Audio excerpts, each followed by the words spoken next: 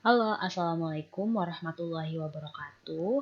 Salam sejahtera untuk kita semua ya. Nah, sekarang saya, Afifa Sugiwahyuni, akan memberikan sedikit tutorial terkait bagaimana sih cara pengolahan data dan layouting hasil data analisis atau hasil analisis XRD dengan menggunakan Origin. Seperti itu. Nah, jadi ketika kita selesai menguji suatu senyawa gitu ya, senyawa anorganik dengan XRD. Nah, kita pasti akan mengolah datanya di origin ini. Terus di origin ini salah satunya adalah kita bisa layouting. Jadi kita akan layouting kan lebih ke penempatan atau menyesuaikan gitu supaya si diffractogram nanti yang akan dihasilkan dari pengolahan data XRD ini di origin juga nanti hasilnya juga akan layak untuk dipublikasikan, kemudian akan lebih mudah untuk diteliti kembali gitu atau dibaca di fraktogram tersebut. Seperti itu. Jadi kita langsung saja ke tahapan yang pertama. Di sini kita akan membuat kurang lebih 3 model. Nah, di sini kita akan buka aplikasi Origin terlebih dahulu dan pindahkan data analisis XRD-nya yang dalam bentuk DAT. Jadi kita harus punya atau persiapan data analisis XRD-nya yang bentuknya atau formatnya DAT atau .dat. Seperti itu. Nah, untuk konversi datanya dari kan data awal mentahnya kan ada juga yang bentuknya teks dokumen atau TXT atau ada juga yang bentuknya Excel gitu kan. Nah, itu nanti ada di video saya yang sebelumnya bagaimana konversi data dari yang mulai mentah sekali kayak bentuk TXT atau teks dokumennya atau bahkan dari pas bentuk Excel-nya menjadi bentuk DAT seperti itu. Jadi jangan khawatir gitu. Ada di tutorial saya yang sebelumnya. Kemudian kita akan lakukan ini dulu. Step pertama. Nah, sekarang kita akan ke origin. Ini originnya ya. Nah, ini dia nih originnya. Kemudian kita di file ini nih akan cari yang bentuknya DAT kita. Nah, ini nih yang bentuknya DAT yang sudah saya siapkan, yang sudah ada di tutorial sebelumnya. TIO2.dat. Kita coba yuk. Kita copy paste ke originnya. Ini lagi loading. Dan not responding. Jadi butuh waktu sedikit saja untuk menunggu. Nah, muncul kan seperti ini. Ini sebetulnya yang 8501 ini nggak perlu ya. Jadi kita bisa delete aja. Nah, jadi kayak gini. Yang 8501 awal tadi itu tuh jumlah datanya, guys. Jadi itu nggak perlu. Yang perlu ini nih. Ini mulai data XRD ini sampai dengan ke bawah itu ada 8500 data. Jadi yang tadi kita bisa kolom yang tadi kita bisa hapus aja, klik kanan terus yang delete. Nah, ini kan jadi berubah ya. Ini tuh yang kita butuh tuh yang di fraktogram ini nih. Yang ini nih kayak nanti ada deh penjelasannya. Kemudian kita langsung di sini klik line untuk pembuatan kurvanya atau di fraktogramnya gitu ya. Kita langsung ke origin kembali tuh sini nih. Kita pencet.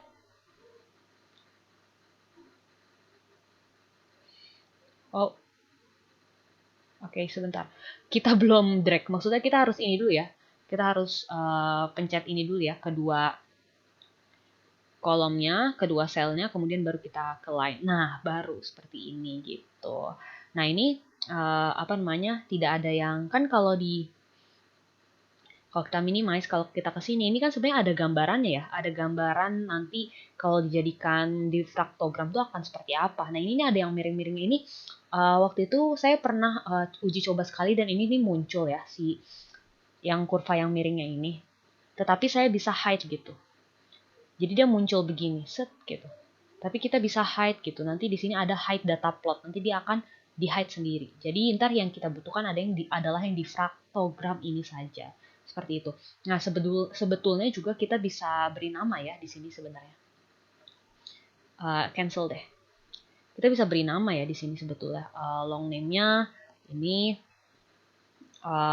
kalau ini sumbu X berarti kan ini adalah 2 theta. Kalau ini kan sumbu Y berarti intensitas atau satuannya adalah AU ya, absorbance unit ya. Gitu. Tapi kita kasih namanya di sini aja, di grafiknya langsung juga boleh aja kok. Misalkan kita gini. 2, terus simbol map. Ini kan degree ya, kalau 2 theta kan derajat ya, jadi satuannya degree dong. Kita cari dulu tetanya mana ya. Ini ternyata di sini dia. Insert. Oh, ternyata udah 2 kali. Satuannya degree. Ups. Ininya nih harus dimatiin nih. Greek-nya dimatiin. Dia kadang suka otomatis nyala ya kalau kita habis simbol map gitu. Degree. Degree. Gitu.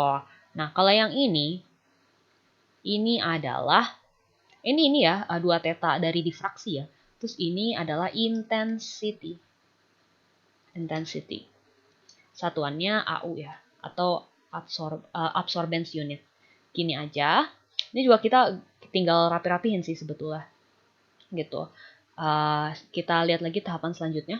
Di sini kita bisa lakukan smoothing dulu deh. Kita smoothing dulu sebelum merapikan kurvanya. Kenapa kita smoothing di fraktogramnya? Karena memang dia masih mentah ya, tuh lihat tuh. Masih banyak noise-nya juga, supaya lebih memperjelas puncak-puncak yang diperlukan. Jadi kita smoothing dengan pilih opsi analysis. Ini, kemudian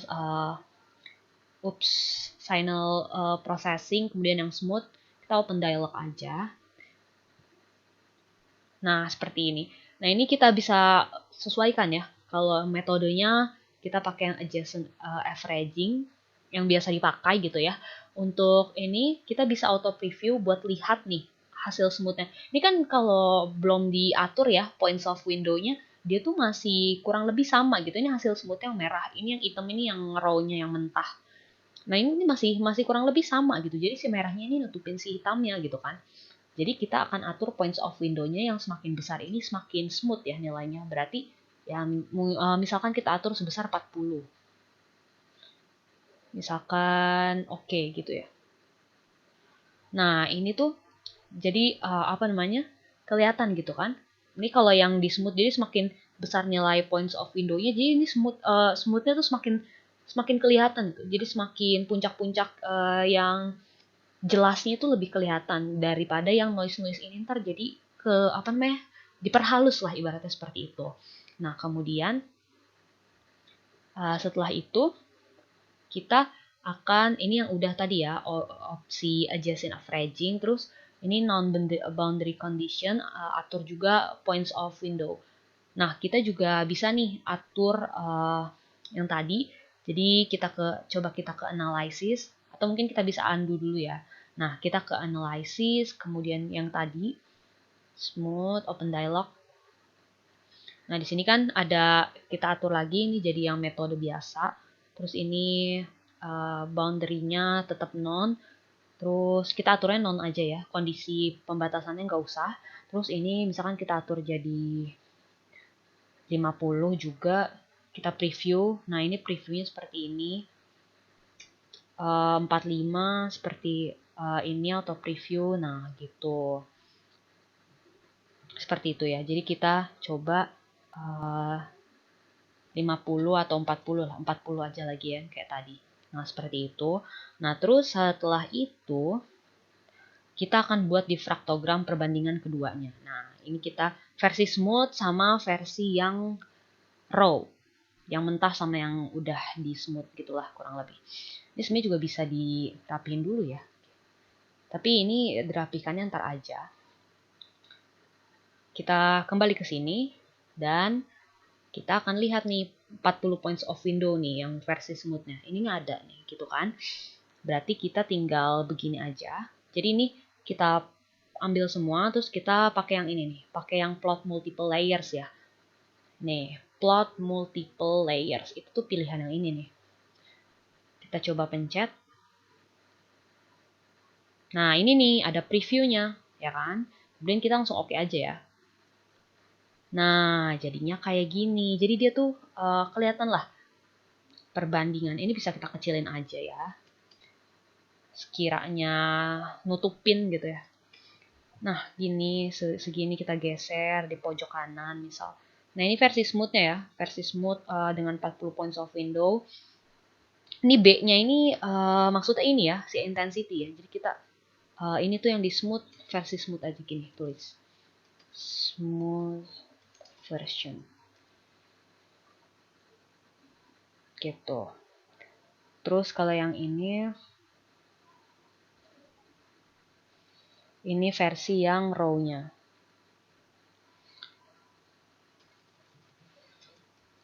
Row